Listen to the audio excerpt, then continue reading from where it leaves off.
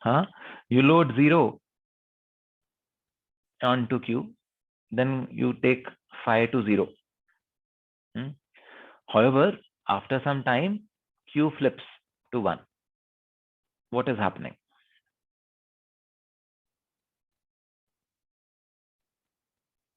Say X is floating, so leakage would be there.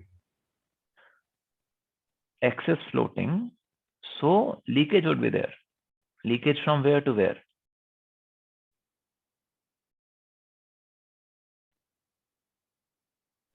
Sir, subthreshold leakage via the transmission gate side.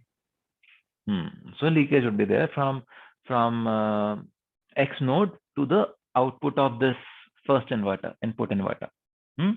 So in this particular latch, you have already taken care of quite a few problems. What all have you taken care of? You've taken care of diffusion input problem. You have taken care of output noise immunity and so on. However, because X is floating, what happens? X is susceptible to get changed. If it's a very long time, then X could leak into the input buffer. Or it could also happen that if for example, X is a capacitance and there is a coupling capacitance linked to X, a transition happens on that other node Y, and X would also see some extra charge come in or some noise injected, and that can lead to a output flip. Because X is a floating node. So what is the solution? How do you solve this? Keep a feedback path so that it doesn't always give Q bar to X. So keep a feedback. Keeper.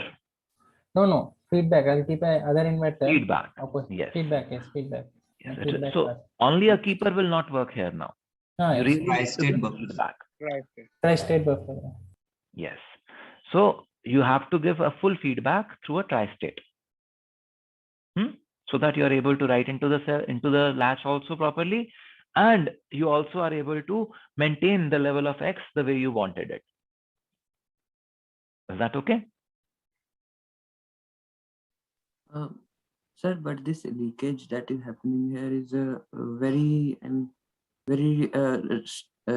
it is not very, it won't be very common, right? There are two NMOS. I mean, there is a transmission gate and then there is a NMOS. Two things coming in.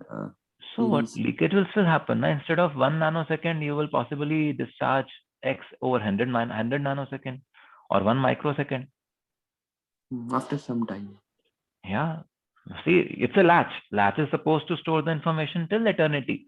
All the time till the power is on, the X node should not toggle. Can you ensure that? Even a very small leakage will cause a problem. Yes, sir. Hai Could we say that the first inverter, I mean, like one of the points I thought was that probably the first inverter has a low noise margin. So so any disturbance in D is reflected in X and that shifts the Q. No, but there is a transmission gate which is clogged. आपने phi को 0 कर रखा है. So disturbance at D will, even if it reflects at the output of the inverter, doesn't matter. The latch is off. The latch is opaque. Okay, got that. है ना? Sir? Yes.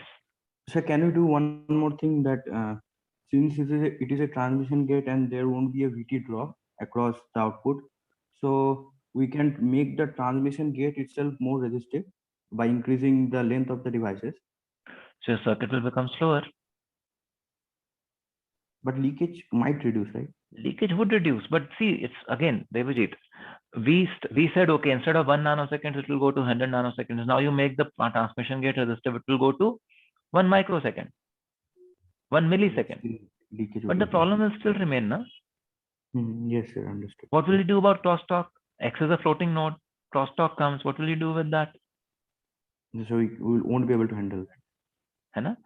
So when you offer a solution, as a designer, okay, you will always have two options.